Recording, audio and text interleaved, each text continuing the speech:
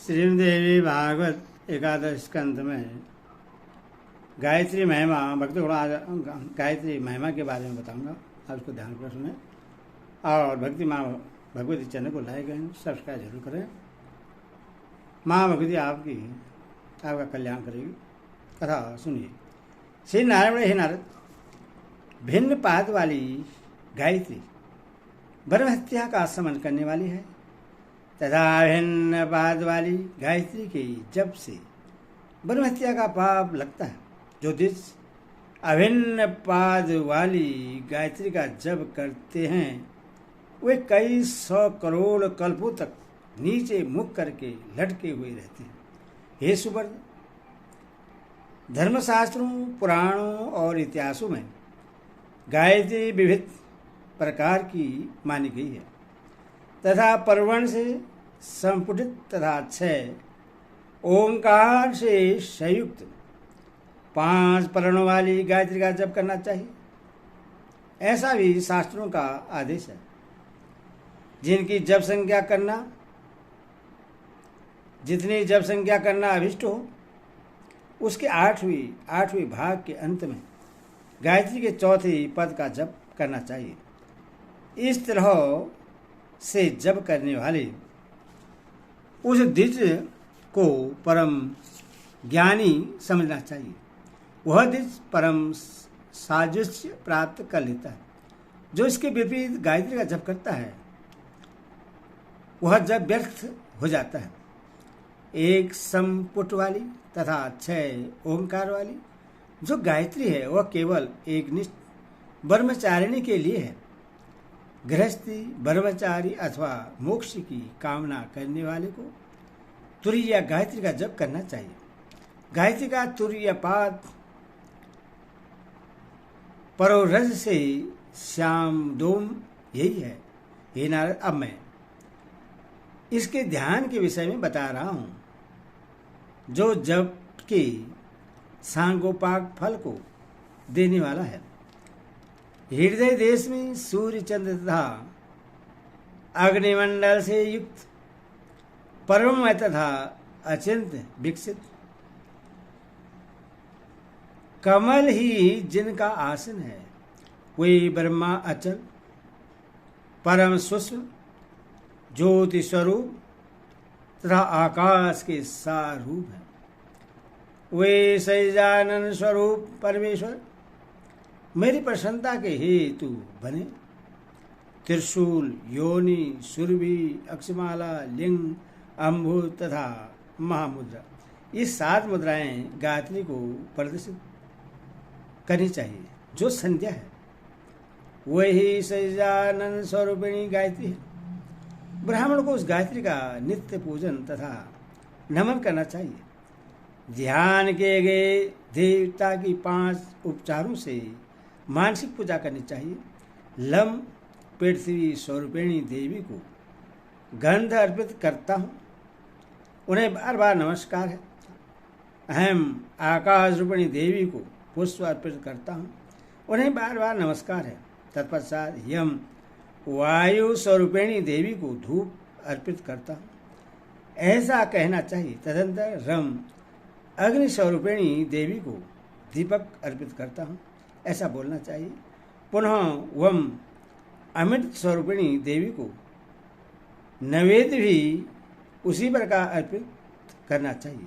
अंत में यम रम लम वम हम ऐसा उच्चारण करके पुष्पांजलि अर्पित करनी चाहिए। इस प्रकार मानसिक पूजन करने के उपरांत मुद्राएं दिखानी चाहिए। मन से देवी का ध्यान करना चाहिए और मंत्र का उच्चारण धीरे धीरे करना चाहिए। इस समय सिर तथा गर्दन नहीं हिलाना चाहिए और दांत नहीं दिखाना चाहिए। 108 बार या 28 बार अथवा अशक्त होने की स्थिति में 10 बार ही विधिपूर्वक गायत्री का जप करना चाहिए, किंतु इससे कम जप कभी नहीं करना चाहिए। इसके बाद उत्तम इत्यादि अनुवाक मंत्र उच्चारण करके देवी का विसर्जन करना चाहिए। विद्वान व्यक्ति को चाहिए कि जल में स्थिर रहकर गायत्री मंत्र का जप कभी भी न करें। क्योंकि वही अग्निमुखी कही गई है। ऐसा कुछ महर्षि ने कहा है। जब के अनंतर सुरभि, ज्ञान, सुर्प, कुर्म, योनि, पंकज, लिंग और निर्वाण, ये 8 मुद्राएं प्रदर्शित करनी चाहिए।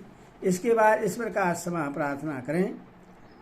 कश्यप के प्रति प्रिय संभाषण करने वाली हे देवी, मेरे उच्चारण में अक्षरों तथा पदों का जो विचलन हुआ हो और स्वर तथा व्यंजन संबंधी जो दोष रहा हो, उन सबको आप क्षमा कीजिए हे महामुनि।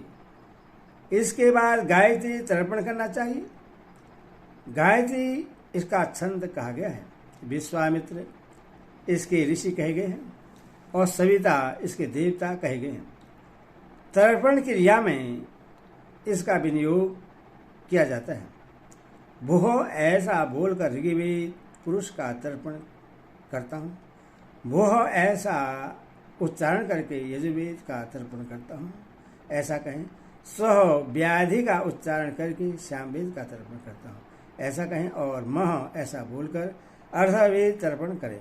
पुनः जन्म पद के साथ इतिहास पुराण का तर्पण करता हूँ, ऐसा कहें। तब से संपूर्ण आगम स्वरूप पुरुष का और सत्यम से सत्य लोकाख्य पुरुष का तर्पण करता हूँ, ऐसा बोलना चाहिए। तदंतर ओम भूह से भूलोक पुरुष का तर्पण करता हूँ, भूह से भूलोक पुरुष का तर्पण करता हूँ और स्व से स्वर्गलोक पुरुष का तर्पण करता हूँ, ऐसा कहना चाहिए। इसके बाद ओम भूह, मैं एक पदा नाम वाली गायत्री का तर्पण कर रहा हूँ और भुवः से त्रिवदा गायत्री का तर्पण कर रहा हूँ, ऐसा बोलना चाहिए। स्व से त्रिपदा गायत्री का तर्पण कर रहा हूँ और ओम भूर्वः स्वः से चतुष्पदा गायत्री का तर्पण कर रहा हूँ, इस प्रकार बोलना चाहिए।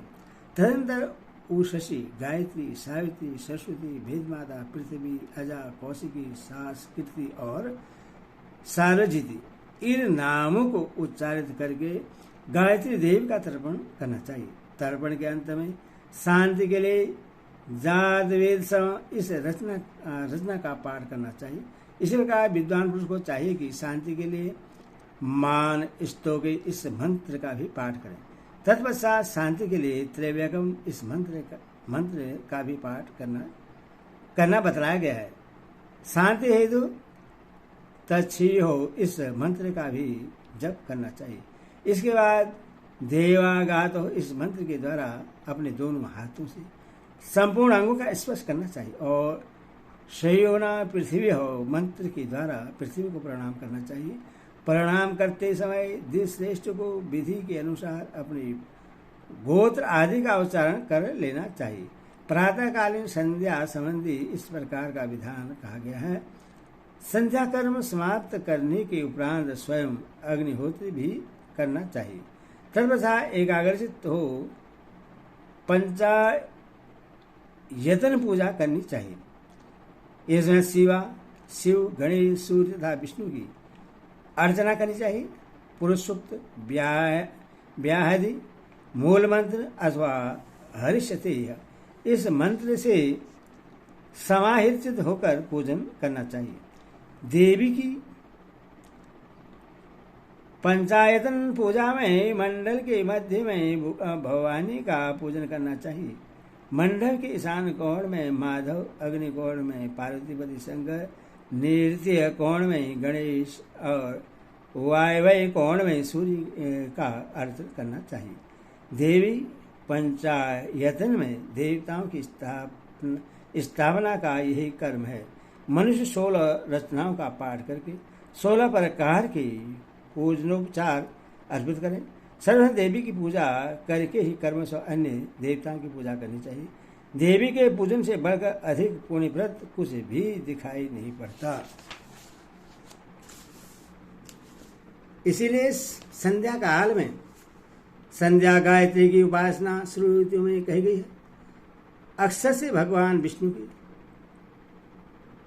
तुलसी से गणेश की, दुर्वा से दुर्गा की तथा केतकी पुष्प शंकर की पूजा नहीं करनी चाहिए। मल्लिका जाति पुष्प, कुटज, पनस, किस्व, बकुल, कुंद, लोब्ध, करवीर, शिशवा, अपराजिता, बंदूक, अगस्त, मंदद, सिंधुवार, पलाश, पुष्प, दुर्वाकुर, बिल्वदत्त, कुश, मंजरी, शालुकी, माधवी, अर्घ, मंदार, केतकी, कर्णिकार, कंदव, नाकेशर, चंपा, जूही और तगर आदि ये पुष्प देवी को प्रसन्नता प्रदान करने वाले हैं।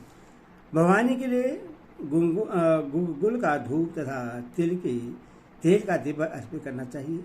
ईश्वर का देवताओं का पूजन करके मूल मंत्र का जप करना चाहिए। इस रीति से पूजा समाप्त करने के अनंतर ही विद्वान व्यक्ति को वेदाभ्यास में प्रवृत्त होना चाहिए।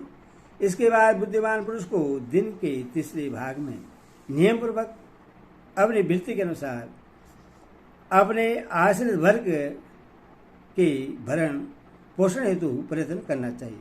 एदे श्रेयम देवी भागवत महापुराण अष्टादशसहस्राणां सहिता का दशम स्कंदे संध्यादिकृतवर्णाः 7 गायत्री माता की जय।